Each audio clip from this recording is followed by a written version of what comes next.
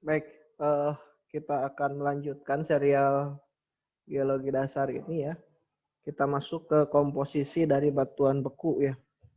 Baik, batuan beku itu memiliki beberapa variasi dari komposisi mineral ya. Ini adalah beberapa contoh yang ditunjukkan ya. Ini batuan basalt, andesit, dan granit. Mana masing-masing memiliki karakter mineral yang dominan berbeda satu sama lainnya. Igneous rocks are mainly composed of silicate minerals. Baik, komposisi mineral dari batuan beku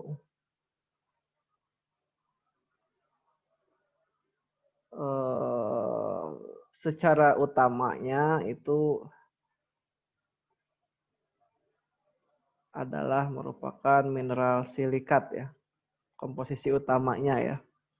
Komposisi utamanya. These silicate minerals are divided into two major groups Nah, based on their mineral makeup, the dark silicates and the light silicates.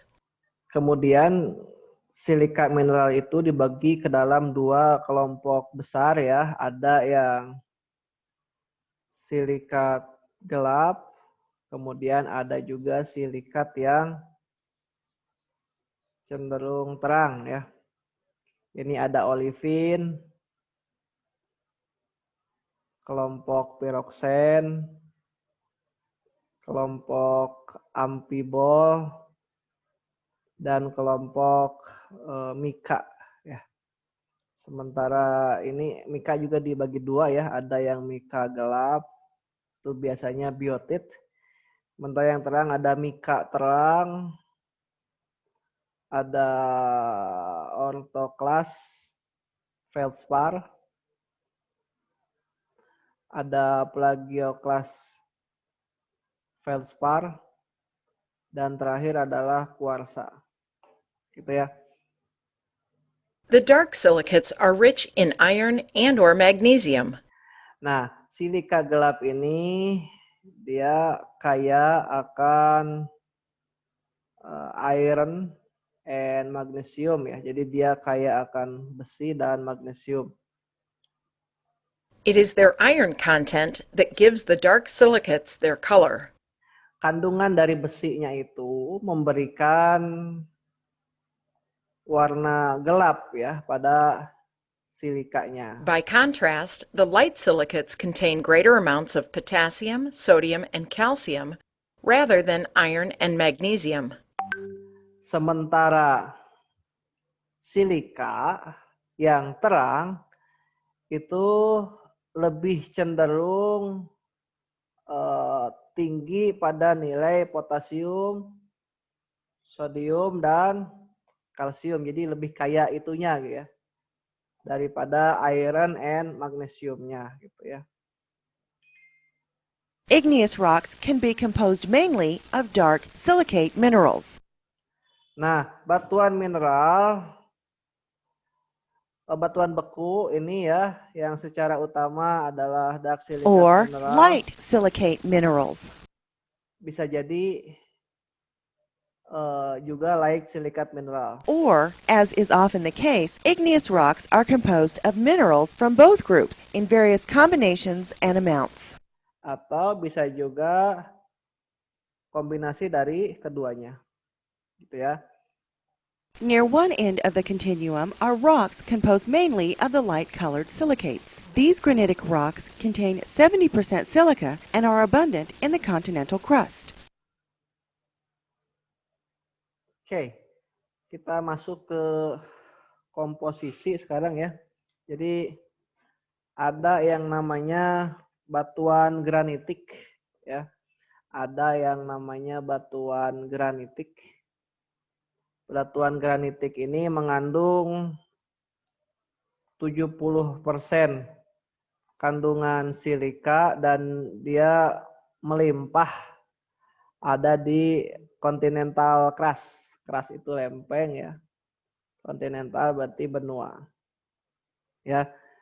Jadi Yang pertama jenisnya ada kelompok batuan granitik. Basaltic rocks are rich in dark minerals and contain about 50% silica. Basalt makes up the ocean floor as well as lava flows and volcanic structures.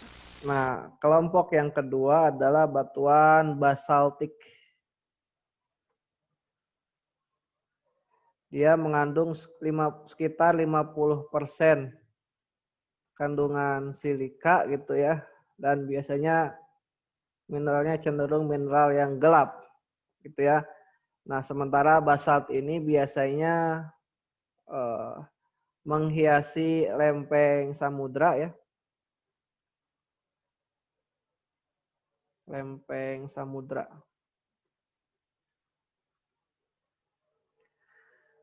Oke, gitu ya. In addition to these major groups, igneous rocks with a wide variety of mineral compositions also exist. Why does such a large variety of igneous rocks exist when the composition of magmas appears to be relatively homogeneous around the globe? Selain daripada dua kelompok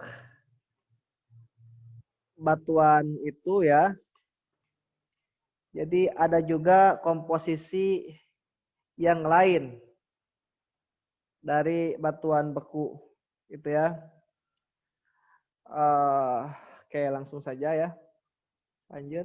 N. L. Bowen was the first to demonstrate how a single magma body could generate a variety of igneous rocks. Oke, ada yang ilmuwan yang bernama Bowen ya. Jadi Bowen itu, oke gini, batuan beku itu memiliki variasi yang banyak ya. Jadi geolog telah mengobservasi bahwa satu gunung berapi itu mungkin mengeluarkan lava dengan komposisi yang berbeda-beda. Nah, data-data ini membuat para ahli geologi meneliti bagaimana kemungkinan magma itu berevolusi dan kemudian menjadi induk dari berbagai batuan beku. Nah, untuk mengeksplorasi ide ini, penelitian pertama terhadap kristalisasi magma itu dilakukan oleh yang namanya N. L. Bowen. Gitu ya, pada sekitar 1/4 paruh pertama pada abad ke-20. Jadi Bowen itu dia meneliti bahwa ya Bowen magma demonstrated that minerals with a higher melting point, such as olivine, crystallize first. dengan sifat kimia berbeda mengkristal pada rentang temperatur setidaknya ya itu 200 derajat Celcius. Gitu ya, tidak seperti senyawa yang lainnya ya.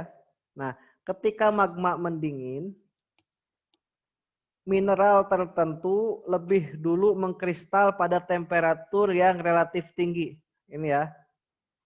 Jadi dia mengkristal pada temperatur yang relatif tinggi. Nah, seiring temperaturnya menurun, ya, mineral lain mulai mengkristal juga ya. Nah, susunan mineral ini yang kemudian kita sebut dengan deret reaksi Bowen. Gitu ya. Jadi Bowen menemukan bahwa mineral pertama yang mengkristal dari tubuh magma itu adalah olivin. Ya, olivin ini ya, olivin. Nah, pendinginan lebih lanjut gitu ya, makin dingin, suhu makin rendah, terbentuk yang namanya piroksen. Piroksen terbentuk, kemudian nanti terbentuk juga plagioklas feldspar ya. Gitu ya. Oke, lanjut dulu. While minerals with a low melting point, such as potassium feldspar and quartz, crystallize much later. Nah, selama tahap terakhir kristalisasi, setelah sebagian besar magma membeku gitu ya, maka mineral muskovit dan kalium feldspar mungkin terbentuk gitu ya. Nah ini ya. Nah pada akhirnya kuarsa mengkristal dari cairan yang tersisa. Nah, saudara-saudara sekalian, olivin dan kuarsa ini jarang ditemukan pada batuan beku yang sama. Karena kuarsa mengkristal pada temperatur yang jauh lebih rendah daripada olivin. Gitu ya. Jadi jauh sekali gitu ya.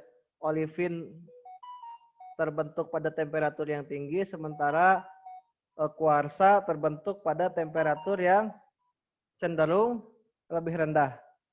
Gitu ya. Nah, oke lanjut ya.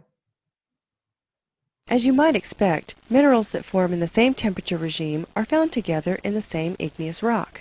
Jadi ada beberapa regime ya, ada beberapa kelompok dari sini kita bisa menamai nih. Karena nanti cenderung akan berdekatan gitu ya, mineral-mineral yang memiliki karakter suhu yang mirip suhunya akan berdekatan gitu ya. Contoh olivin dan peroksen mungkin memiliki suhu yang berdekatan gitu ya, maka itu akan ada pada batuan beku yang sama. Igneous rocks that are composed of the maka earliest formed minerals, bisa i.e. olivine mengelompokkan and batuan beku ini pyroxene, ke are said to beberapa have an ultramafic composition. kelompok. Yang pertama ada ultramafic, gitu ya. Igneous rocks composed mainly of pyroxene and calcium-rich plagioclase feldspar have a basaltic composition. Nah, yang kedua ada basaltik, ya. Basaltik ini berarti cenderung pyroxene dan juga plagioklas yang kaya akan kalsium. Ini basa ya, kelompok basa. Sebelumnya ultramafic itu bisa juga disebut sebagai batuan ultrabasa. While rocks composed of amphibole and plagioclase feldspar are said to have an intermediate or andesitic composition. Nah, ketika komposisi batuan cenderung dihiasi oleh amphibole dan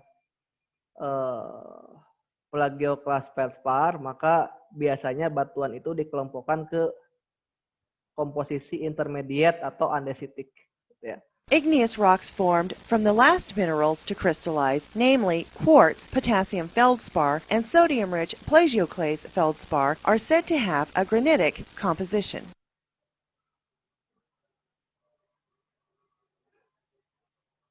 Oke.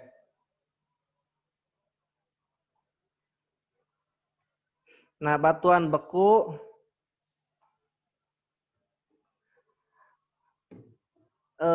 yang dipenuhi oleh kuarsa gitu ya. Kemudian plagioklas yang kaya akan sodium dan potasium itu biasanya dikelompokkan sebagai batuan beku yang cenderung asam yang dikelompokkan sebagai kelompok granitik. Igneous rocks of this composition crystallize at very high temperatures. Itu dulu ya yang bisa disampaikan pada materi komposisi batuan beku. Semoga dapat dipahami. Assalamualaikum warahmatullahi wabarakatuh.